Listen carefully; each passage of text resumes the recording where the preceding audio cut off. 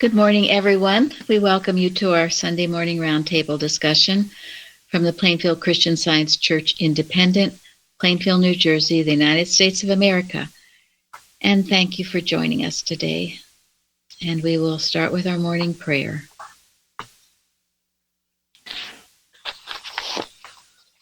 Good day, everyone.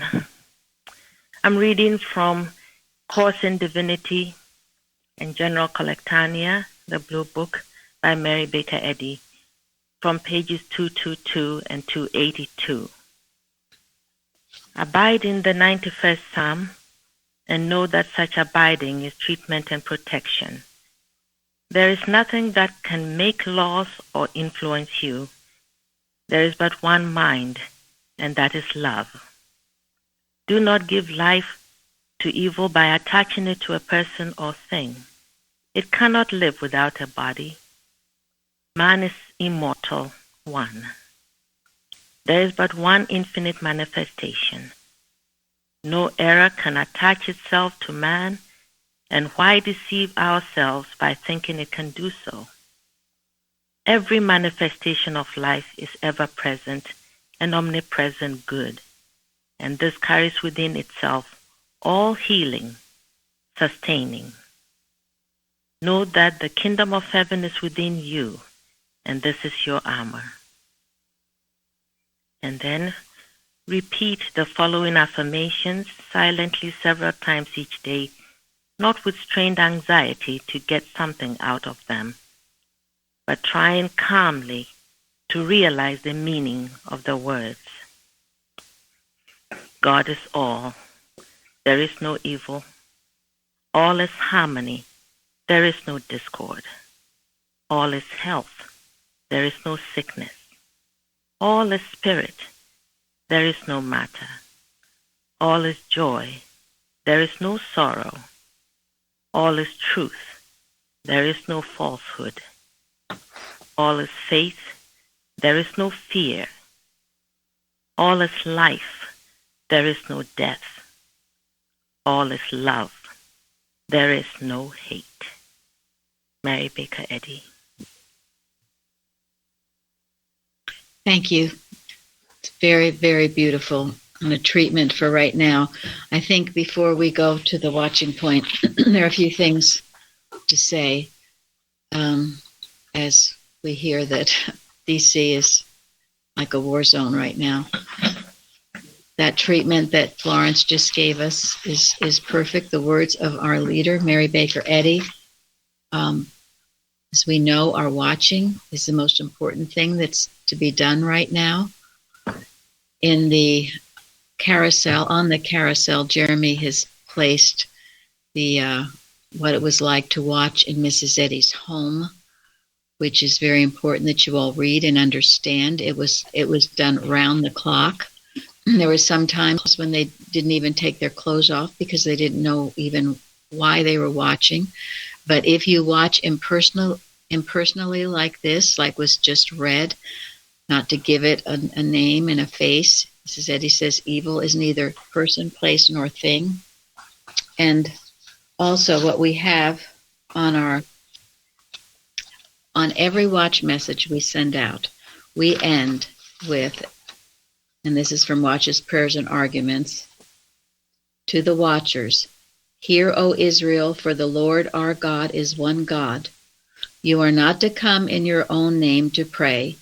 You are not to control any mind.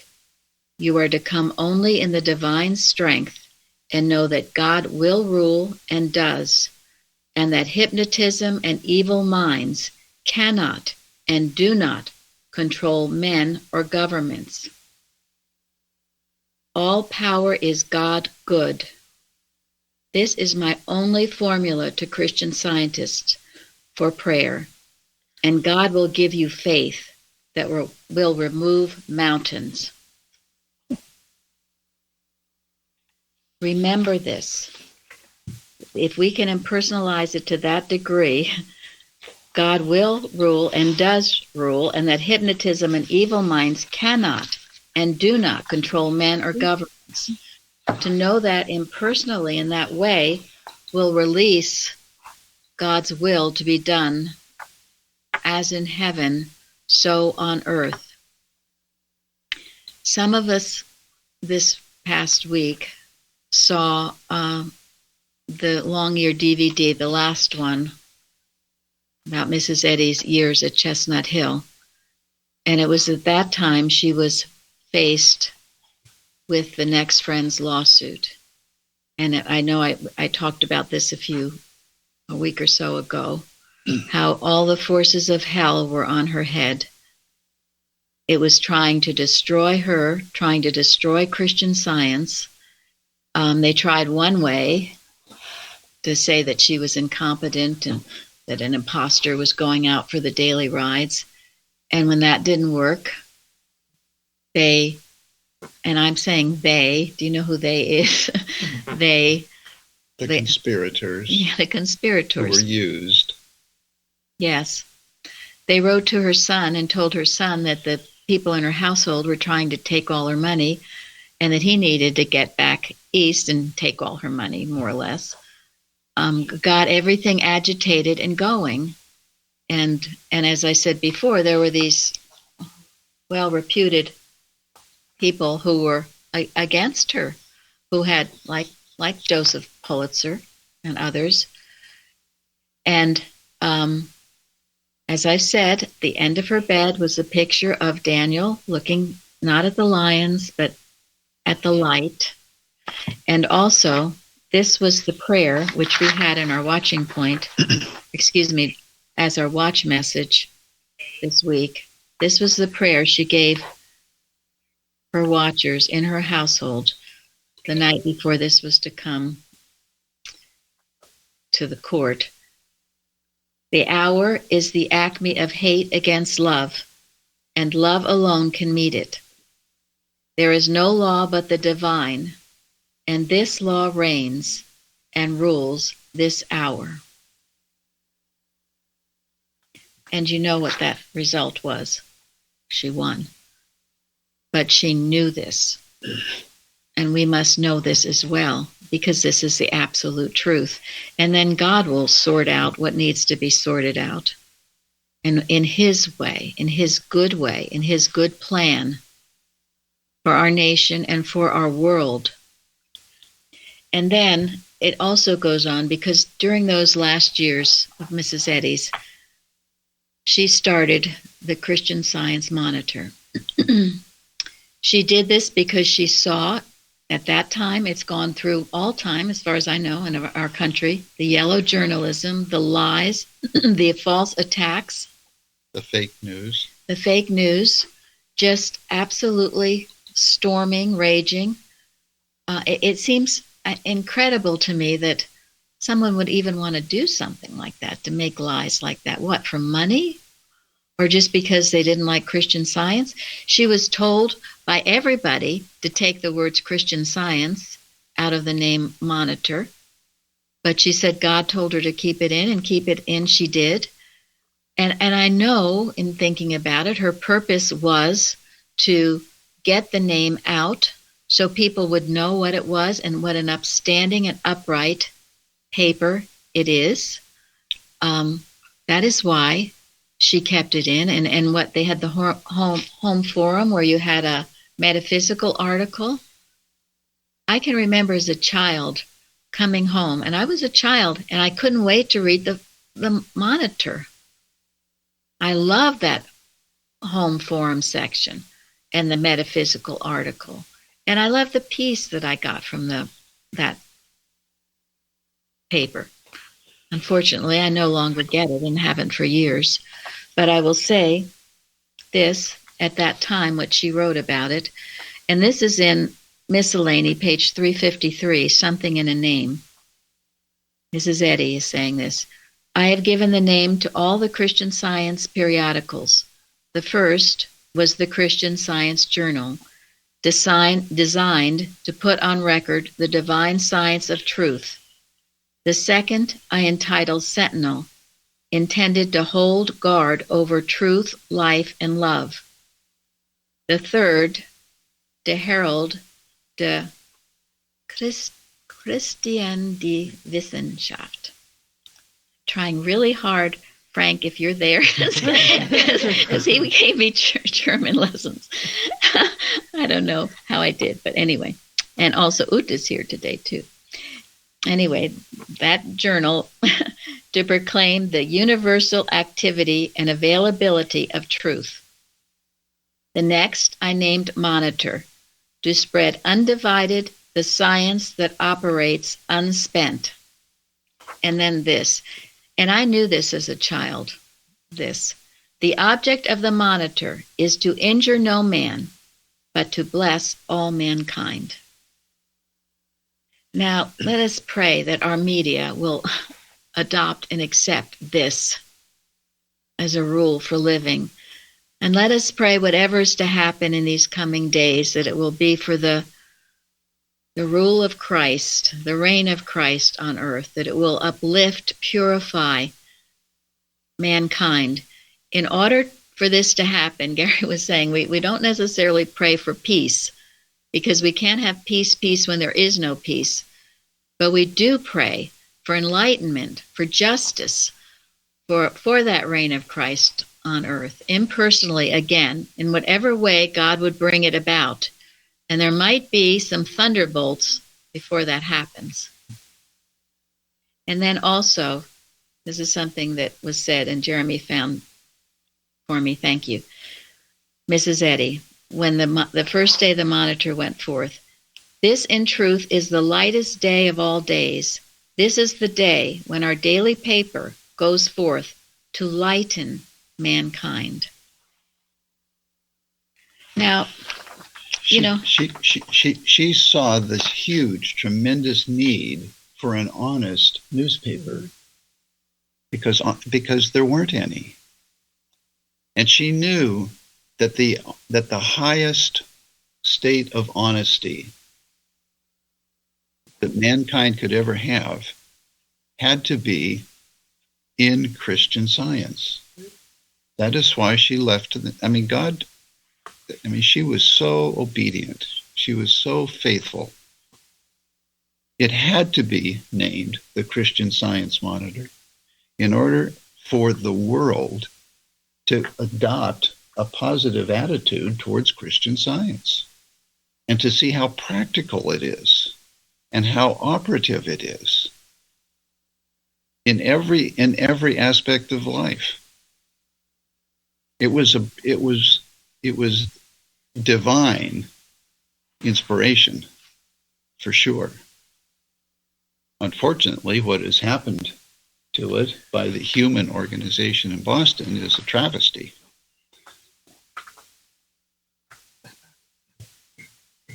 But that was her purpose. And that purpose cannot be thwarted, denied, or reversed. We keep praying. And through these so-called troubled times, I do see a very bright light at the end of this tunnel and tremendous and wonderful changes happening. And as I said, in order for them to happen, it's not always this, as Gary's testimony says, a bowl of cherries, a walk through the park. Path of flowers. Systems are going to fall.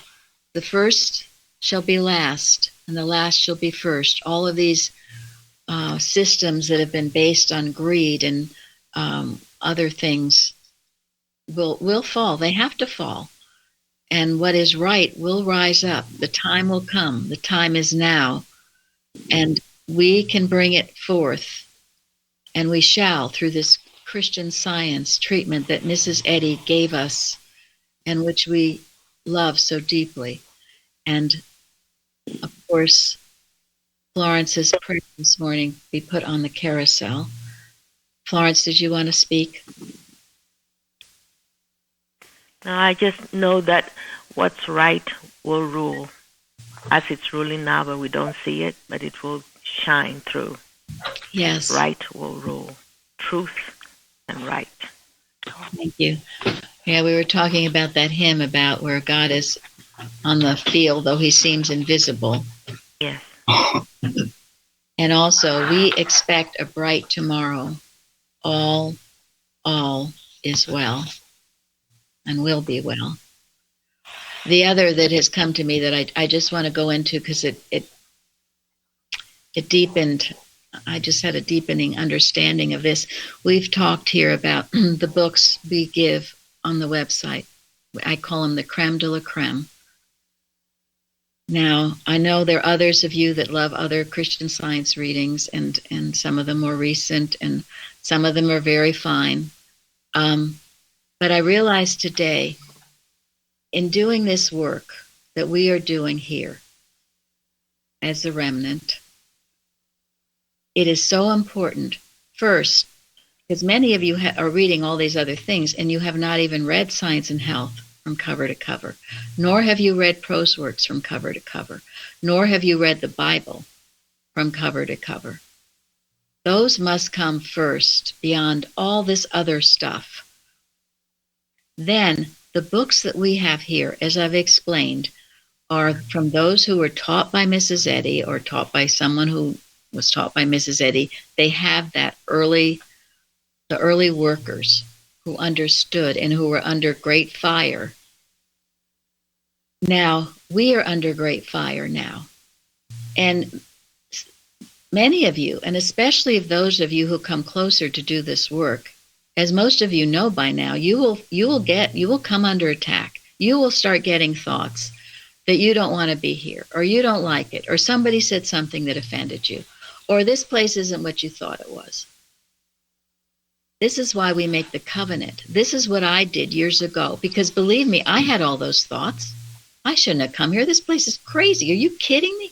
I want to go back to my normal life. I'm not going to do this. What are you talking about? And Mrs. Evans was crazy, or whatever I got. And I had to work through all that. And these books helped me. And if you haven't read these books, then you do not have the proper understanding or ammunition to face the foe.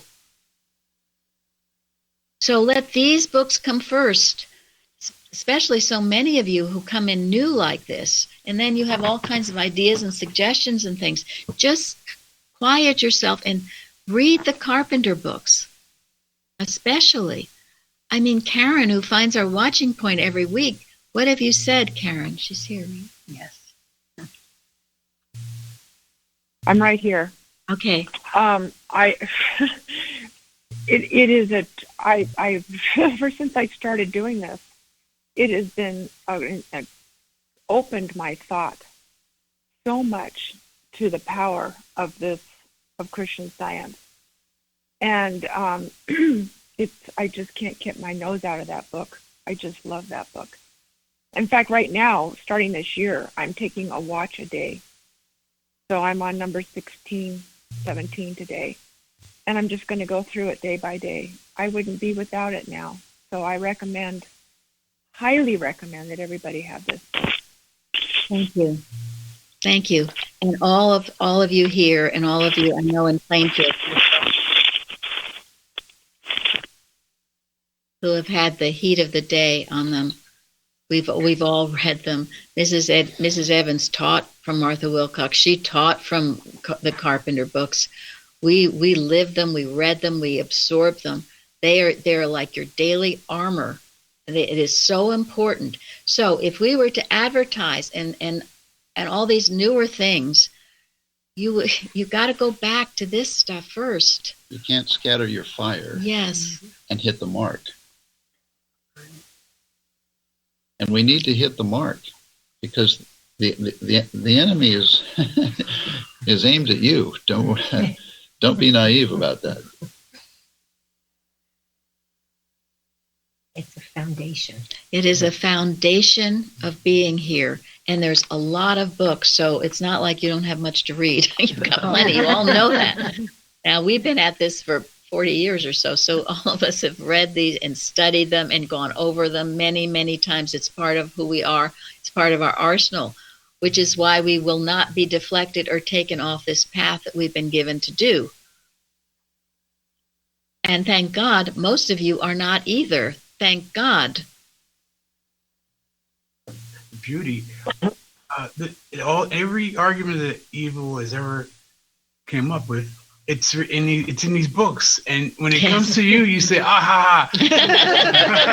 I've heard that before. It's absolutely right. Yes. And That's right, Craig. Thank This is what enables you to identify the counterfeit.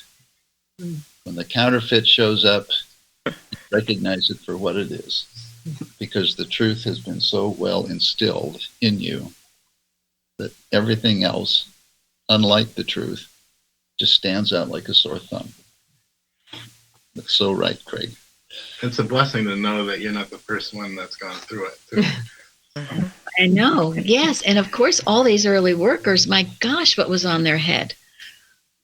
And what we went through during those law years, and they wanted to give up, to take away our reputation, our money, everything. They attacked us on every front, and was overcome. And now I'm sure it hasn't stopped. It's still going on. And I know many of you do feel it. So you will find great comfort and strength by going to our books that we have on the website. And I can't emphasize it enough. People send me a lot of other things, and they're fine. Some of them are very nice, but we're not selling them, nor will I necessarily advertise them. If you come upon them and you find them helpful, good. But please start with our textbook, our prose works, the Bible, and then what we have on the website. If you want to be a serious worker. If you don't, then you can, whatever you want to do, and that's fine. But for your protection and your understanding as to how to handle all the wiles of the devil. So any more comments or anything else? I just wanted to say the next friends to Mrs. Eddy is the way that she watched and worked for it and had everyone in Chestnut Hill watch and work for it, made it so that not only was she vindicated, but everybody on the opposing side was forced to see that it was completely untrue. Thank you. Thank you. And that's what we pray for now, that whatever truth is truth, and there will be no division. It will be so obvious as to what's going on that there won't be all of this division or fighting amongst each other. A common enemy is the Antichrist, and it takes various faces, but that would get us divided and confused. And that's the objective of the devil. Yeah. It is to do that. Right. That's why in our watches and in our prayers for ourselves and for our nation, we pray that the truth be made known, that the truth cannot be hidden. It cannot be perverted. It cannot be twisted. And nobody can be put to sleep by the lie. No. The watches we had this past week, our Unity Watch, the first one was about the illusion of animal magnetism era. It's an illusion. And to pray daily that you be not tempted to believe in its illusion, whether it calls itself sin in our government or elsewhere, or in sickness, the pandemic, or problems with your own health. You're not going to be made to believe these lies. They're illusions. Work with daily, Mrs. Eddy says, and that was from Watching Point 132. It's an illusion. It appears real, but it is not. That's how we deal with it. And there's no other religion I know of, and it's not really a religion, but the science that teaches this. And then the next Unity Watch was on love, and has been on love, not to hate, and to be just amid lawlessness, to keep your peace. Because once you start, and that's, again, what Era wants you to do, to hate, get upset, get confused, start fighting with everybody, then you're cooked. Because I just want to say this. I know I mentioned it in my testimony recently, but if anybody thinks there is an alternative to this, all you have to do is look at that one picture in Christ and Christmas, that first picture, where the light, the star, is shining with all the gray and black clouds around it. But it's shining. And it was such a picture to me of if you think you can turn away from the light, there it is, right there. It's the light or the darkness. And I just, or the darkness. I mean, it was a clear picture to me that there is no alternative. This is the only way. Thank you very much. And everyone who's here today is here because they know there's no alternative. They know that this is the way. Or should know. I think that's important to remember. Yeah. There's a reason why I came here, and when those thoughts come in, it actually, just the other day I had a thought like Mary was saying, and it just made me laugh. Like, I already know what it's like not being here. Why would I voluntarily go back to that? No, thank you. Thank you. And it's not like we all have ascended either, right? Yeah, absolutely. I mean, it's not like we don't all have more to learn, to grow spiritually, right? Mm-hmm. So we don't have to be impatient about this whole thing. And as Mary said, as you take on tasks to help to work in this church, you're going to find opposition, but you're also going to find false old beliefs within yourself that need to be changed. We've all had to face those, and those are sometimes more difficult to face than the challenges that come to you from others. Because when you feel the discomfort of a false belief rearing its head within you, and rebelling against what God is demanding of you, you're going to feel like quitting. You're going to feel like blaming your practitioner. You're going to feel like blaming something. But don't shoot the messenger. Look within and accept the discomfort as God's requirement to grow spiritually. I say this because we've all had to experience this. We've all had to go through it. Mrs.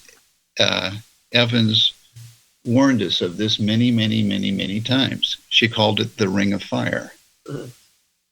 When you first come to this church, you find yourself getting on a highway that's already going 90 miles an hour.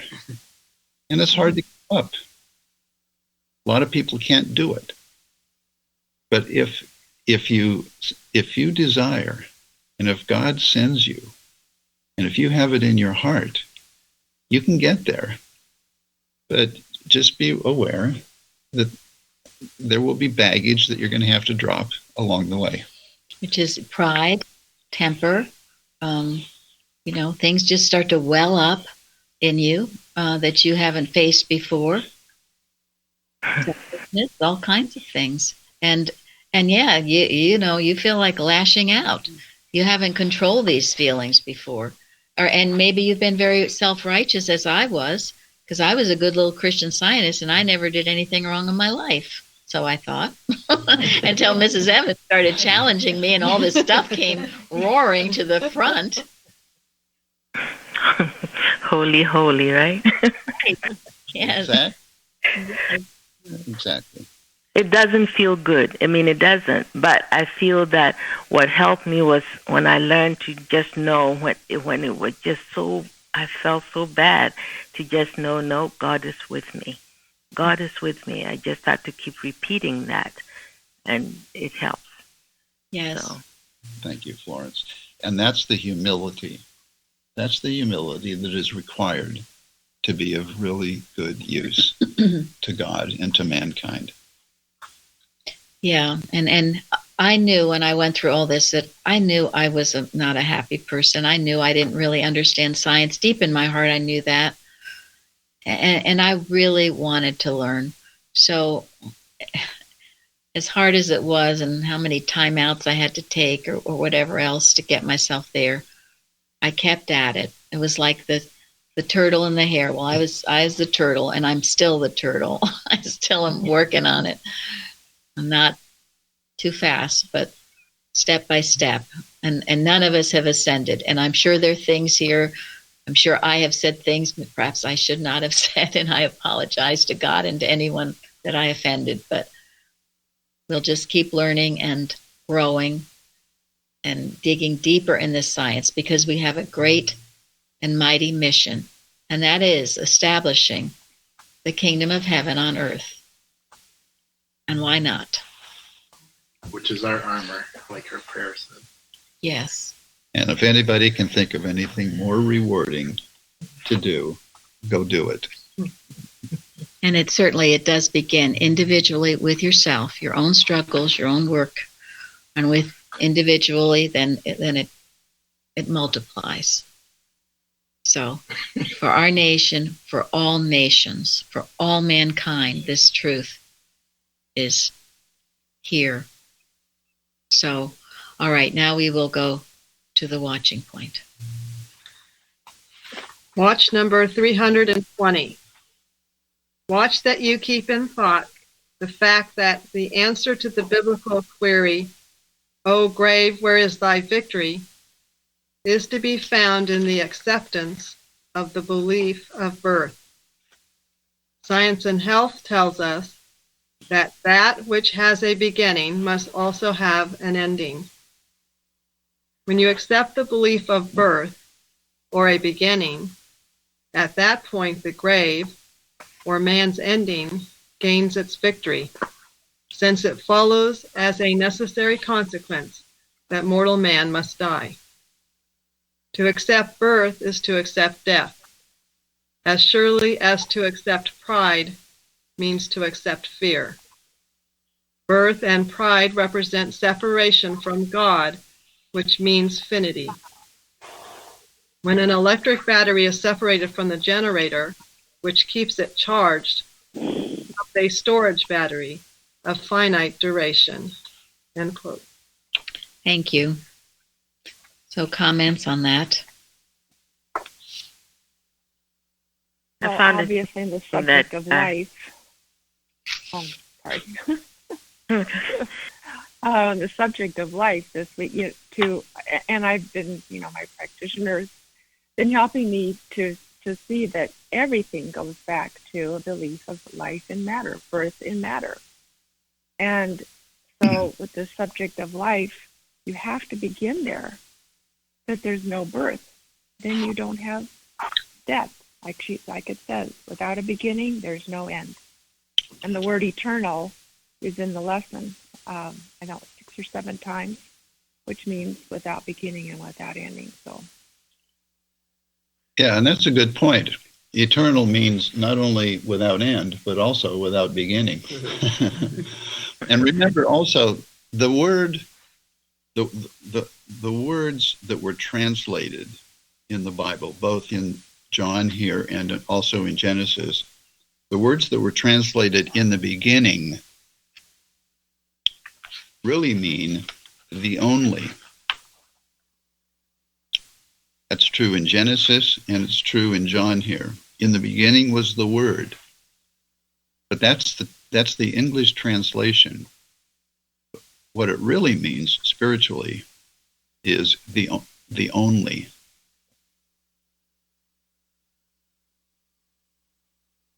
So even God didn't have a beginning. Even man didn't have a beginning. The story of mankind did not have a beginning. It was the only. Florence? No, it's interesting to me the mention of pride and fear. To accept pride means to accept fear. It means, okay, that thing called pride, it's always a problem. Yes. Yeah, they are opposite sides of the same coin, aren't they? Well, when you're prideful, you believe you're doing something, that it's a godless state. And once you feel you're doing something, you become afraid. And you also, the opposite of pride is shame. You're so prideful about what you've done, but then you're so shameful when it goes wrong. It's pride is a terrible thing, and I had so much pride, and I didn't even know it. I didn't even know that was that hymn that says "Pride ruled my day." Well, that was me, and thank God for Mrs. Evans, because she kept beating me up on this. All of us, everybody, not just me, everybody. It was quite a cleansing process, as Florence said, painful too. But I find it interesting in Kimball's treatment for pain on page 130 of Teaching and Addresses. He goes into pain being a belief of life and matter. And in the lesson, citation 8 in the Bible, it says, "Love not the world, neither the things that are in the world. If any man love the world, the love of the Father is not in him.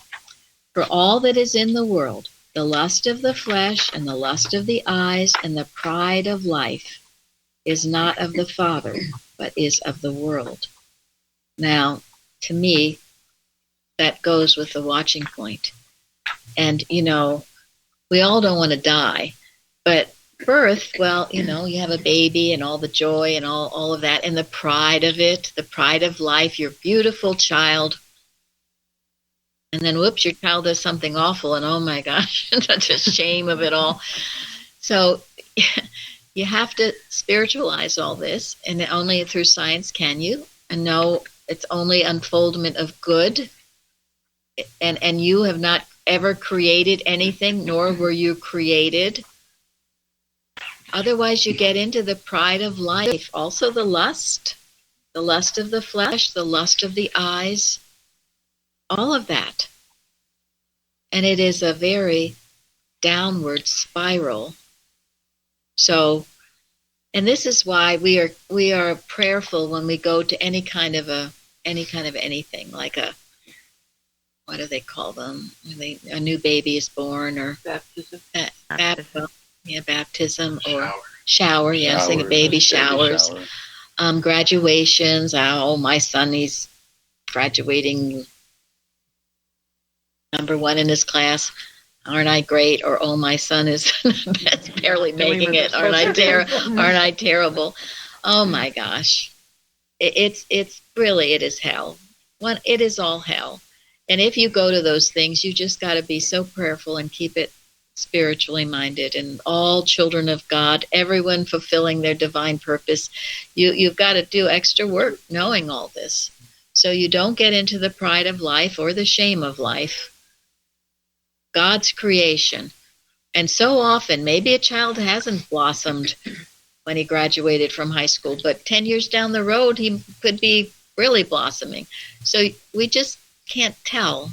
And those times must be times of deep prayer and not pride or shame. And we can't measure anybody by the world's standards. Thank you. Right? Sure. Because the world's standards are all superficial. They change from year to year. They pass away. The world passeth away. And the only thing that doesn't is the will of God. And that's for each one of us individually as well as collectively. I like that life seems to come so much easier to the humble, to grasp that God is their life, and they're not. It's Him that deserves the credit for any good, and versus somebody that did not be as humble or feel like they were so weak that they couldn't do anything without Him. It's just. I think everybody around the table comes from humility, and everybody has come here, has learned it or had it, and is able to grasp that it's God working, and it always has been. Exactly. Thank you very much. And Craig, everyone feels his humility. It's a great power. It's a great power. It's not fake. It's just there. And there's a beatitude that says that, isn't there? Anybody want to talk? Meekness. Blessed are the meek, for they shall inherit the earth. They shall inherit the earth. Yeah. Life's going to go well for the humble, right? All yours, Craig. That's right, you deserve it. It Not does. for everybody. And But it says right there, pride represents separation from God. So he's right. Humility. And for to be carnally minded is death, but to be spiritually minded is life and peace. So this carnal mind is death. It'll come. All of the pride. In Galatians, it talks about, the flesh. And it lists all these awful things that are in the flesh, and then it gives the fruit of the Spirit. But if you're going to live in all that lust and greed and pride, and it's doomed to die because it has no part of life, not life in God. And that's why you will live in fear if you go down that road. And that is what causes war. It's what causes strife. Who shall be greatest? Fight for power, money, and those are the false systems that are doomed to die. I loved, it was a quote from our calendar this week from Florence. I don't know if I can quote it, but it was just that we know that right will be victorious because evil is powerless. So even if it seems to spread its branches like the Green Bay for a while, it's doomed. It's doomed. It can't survive because it's not of God. Has no cause, law, or substance. Thank you. It has no cause, law, nor substance. Now, in the beautiful story this week about the Good Samaritan, I was taken with all the things he did to help the man in need. First, he had compassion on him. He went to him. He bound up his wounds. He poured oil and wine. He set him on his own beast and brought him to an inn and took care of him. And then the next day, he took out 2 pence and gave them to the host and said, "Take care of him, and if you spend any more, I will come and repay you." Now that is going the extra mile, isn't it? All those things. He didn't just pick him up and say, "Well, have a good day." It's quite a sobering lesson on love. Not to mention, he was a Samaritan. Yeah. Exactly, yeah. Mm-hmm. And he didn't say accidents aren't real. Right, he didn't say accidents aren't real. Get up and get going. But I love that it says he had compassion on him, because so many times it says that about Jesus. He had compassion on them and healed them. Yes. And that point of being a Samaritan, I don't think they were, friendly. So for him to overlook or go past that to care for another is just beautiful. It really is. It is just beautiful. It just what a story. It overcomes so many obstacles and beliefs, a true sense of life. And even though the man, who he was talking to knew all the things, knew what he should do, Jesus challenged him and said, "Well, this is really, are you doing this?" Again, very sobering. How much forced to see what was right. Yes.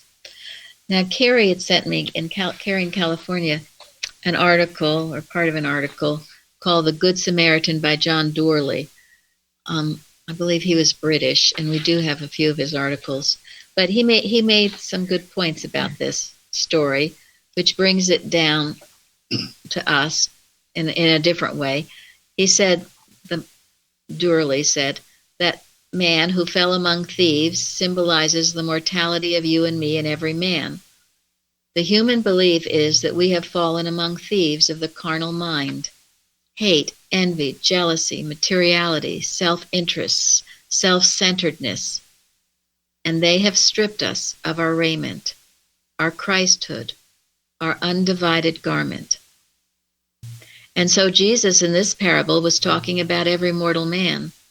The man was going down from Jerusalem to Jericho. He was making the mistake of going down from Jerusalem, which to the Jews was the epitome of good, to Jericho, which was the epitome of all that was undesirable. He was going the wrong way, and as mortals, we're all going the wrong way because we are always hoping to find happiness, health, holiness, immortality, when mortality is hell itself.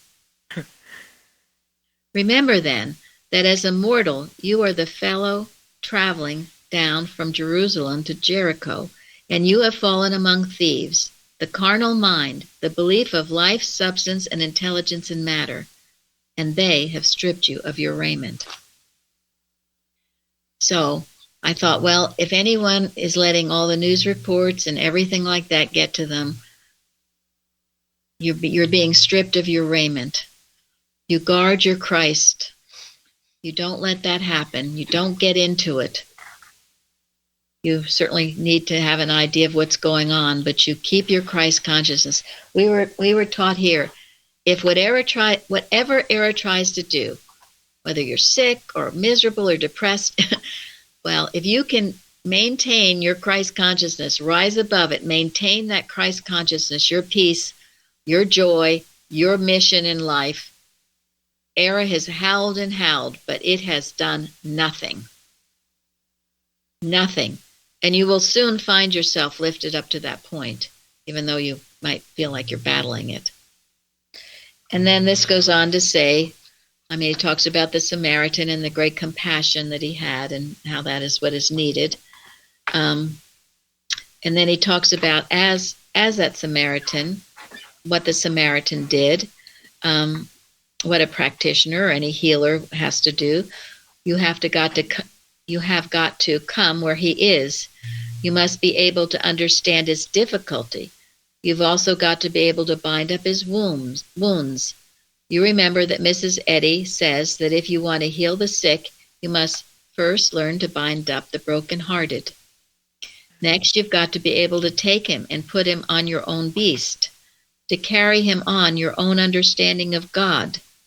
Then you've got to be able mentally and spiritually to take him to a place where he can find some surcease from his struggle. Then you've got to take the 2 pence, which is the right idea of manhood and the right idea of womanhood, and support him on that. And finally, you've got to see the situation through to fulfillment. Whatsoever thou spendest more, then I come again, and I will repay thee.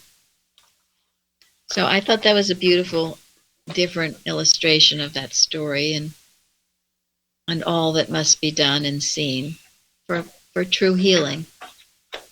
That beautiful song, He touched me and made me whole. That's what the Christ does. It goes deep and makes us whole in every way. And humanly, as Florence pointed out, the Samaritans and the Jews weren't exactly friendly on good terms. The Jews looked down on the Samaritans and thought them inferior, actually. But here, Jesus uses the Samaritans to illustrate the humility that is required to heal, to love. And the priest represents self-righteousness. Who was the other one? The Levite. Levite. Represents pride. Yeah, it brings it all down. I guess it goes back to what Gary was saying about the world's assessment of people. Samaritan was the one that was expressing the Christ. And Jesus didn't accept that rivalry between the two nations. He refused to accept it. He said he came to break those barriers. Yes. That's what's one of the most beautiful things about The Chosen, that movie or whatever movie series, because it shows all that. There are no barriers. We're all one, all capable. We don't judge each other. or limit each other or feel superior or inferior to each other. We are brethren in Christ, and it's brought out so beautifully. And that is the truth. And as we go forward, Gary's going to end now. I can't believe didn't even read the golden text. He's going to end in my reading in Prose Works. I thought this was very beautiful and timely from Waymarks, which is in retrospection and introspection.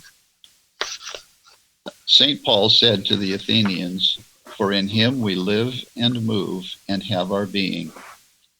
This statement is in substance identical with my own. Quote, "There is no life, truth, substance, nor intelligence in matter." End quote. It is quite clear that as yet, this grandest verity has not been fully demonstrated, but it is nevertheless true.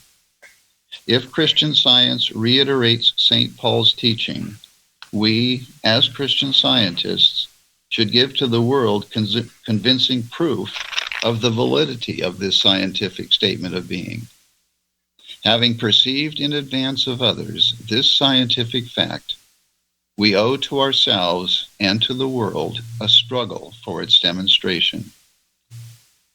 At some period and in some way, the conclusion must be met that whatsoever seems true and yet contradicts divine science and St. Paul's text must be and is false, and that whatsoever seems to be good and yet errs, though acknowledging the true way, is really evil. As dross is separated from gold, so Christ's baptism of fire, his purification through suffering, consumes whatsoever is of sin. Therefore, this purgation of divine mercy destroys all error, leaves no flesh, no matter to the mental consciousness. I am persuaded that only by the modesty and distinguishing affection illustrated in Jesus' career can Christian scientists aid the establishment of Christ's kingdom on earth. In the first century of the Christian era, Jesus' teachings bore much fruit, and the Father was glorified therein. In this period and the forthcoming centuries, watered by dews of divine science, this tree of life will blossom into greater freedom, and its leaves will be for the healing of the nations. Ask God to give thee skill in comfort's art, that thou mayest consecrated be and set apart unto a life of sympathy. For heavy is the weight of ill in every heart, and comforters are needed much of Christ-like touch. A. E. Hamilton. Thank you all for joining us today. Thank you. Thank you. Thank you. Thank you.